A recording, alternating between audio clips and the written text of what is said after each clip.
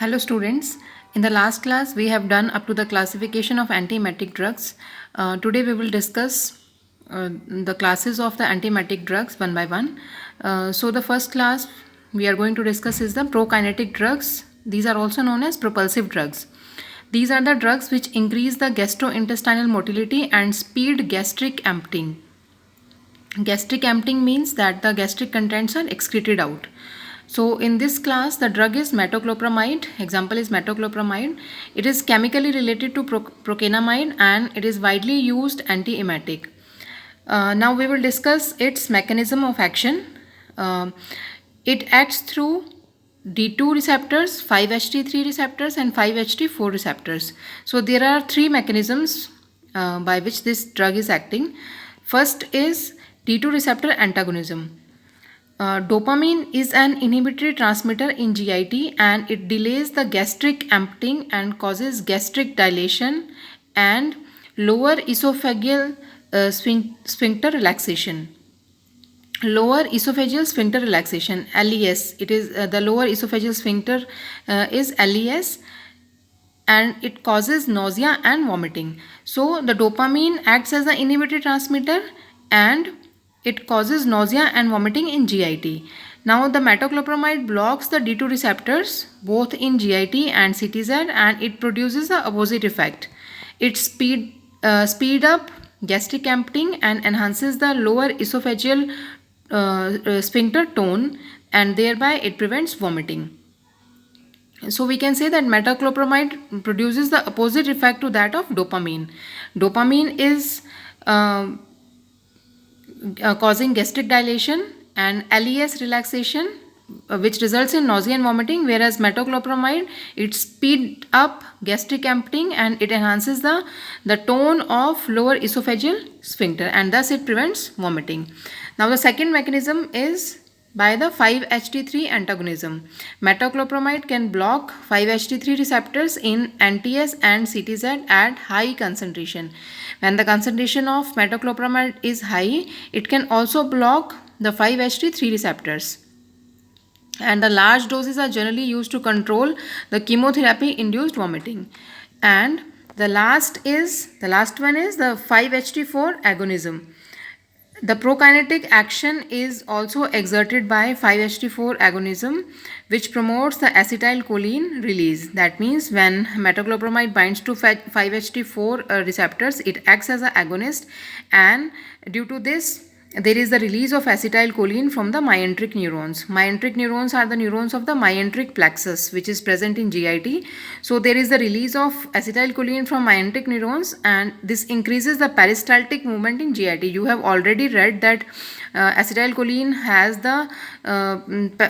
it increases the peristaltic movement, that is alternate relaxation and contraction of the GIT.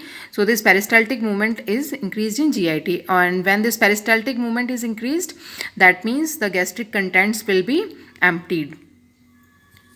So this is the mechanism of metoclopramide. Now we will discuss about the pharmacokinetics.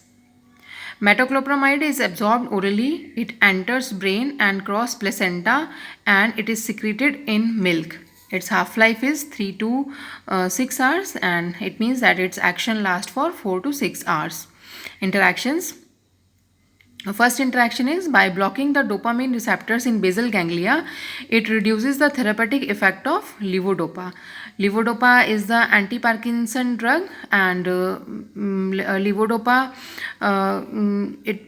this drug metoclopramide, by blocking the dopamine receptors in basal ganglia, it reduces the therapeutic effect of levodopa. Second interaction, it reduces the extent of absorption of digoxin and it also reduces the bioavailability of cimetidine.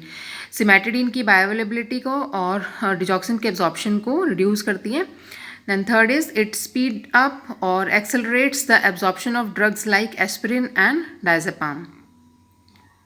Then we come to the adverse effects. Adverse effects of this drug are sedation, dizziness, loose stools, muscle dystonias in children. Muscle dystonia is it is an abnormal muscle tone, or you can say involuntary muscle spasm. Then next is long-term use can cause Parkinsonism, galactorrhea, and gynecomastia. This is the development of large mammary glands in males. Now uses, this drug is used as antiemetic, and its antiemetic uses are in the post-operative or the drug-induced vomiting, but it is less effective in motion sickness. Then second is gastrokinetic, that is to accelerate the gastric emptying. Then dyspepsia and other GIT disorders. Dyspepsia is the indigestion. And fourth one is gastroesophageal reflux disease. In the gastroesophageal reflux disease, the gastric contents tend to move towards esophagus, and this drug is effective, but it is less effective than proton pump inhibitors and H2 blockers.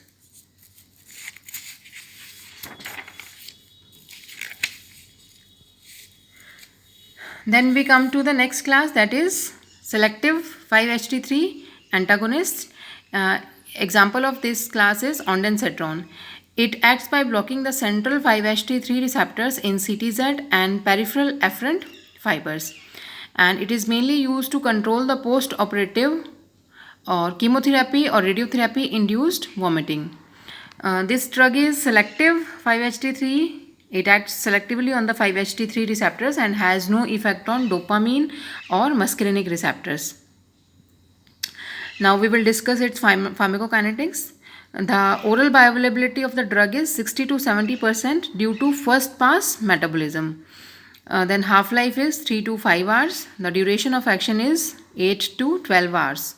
And it is metabolized by hydroxylation and then followed by glucuronide and sulfate conjugation. Now the adverse effects of the drug are mild headache, dizziness, constipation, and abdominal discomfort. However, hypotension, bradycardia, chest pain, or allergy may occur after IV injection. Then the one class, it was not discussed in the classification earlier, it was left. This class is NK1 receptor antagonist, and the example is aprepitant. This NK1 is a neurokinin receptor. It is a neurokinin receptor. This receptor is activated in CTZ and NTS by an autocoiled, which is known as substance P. It is released due to some stimulus like chemotherapy, and this may cause vomiting. It means that the substance P, when it is released by some stimulus, then it activates the NK1 receptor. And when NK1 receptors are activated, it can cause vomiting. Now the drug aprepitant, it is NK1 receptor antagonist. So aprepitant block the emetic effect of substance P by blocking the NK1 receptor. So these are the major classes we have discussed in anti-emetics. Now we come to the journal uses as antiemetic in various types of sickness. So these drugs are used first of all in the motion sickness. Now the motion sickness is it is the vomiting which occurs during traveling in car or bus. So for motion sickness, the most effective drug is hyoscine or scopolamine. Hyoscine is also known as scopolamine, and its dose is 0.2 to 0.4 milligram. In this dose, it is the most effective for motion sickness. Then second is the sea sickness. It is similar to motion sickness, like traveling in boat in a sea. The vomiting which occurs while traveling in the sea is known as sea sickness. And for the sea sickness, the most effective drug is maclizine, and it is used because it is a longer acting drug. Then third one is cinnarizine. Cinnarizine is the anti-vertigo drug, and this drug is used in the Meniere's disease.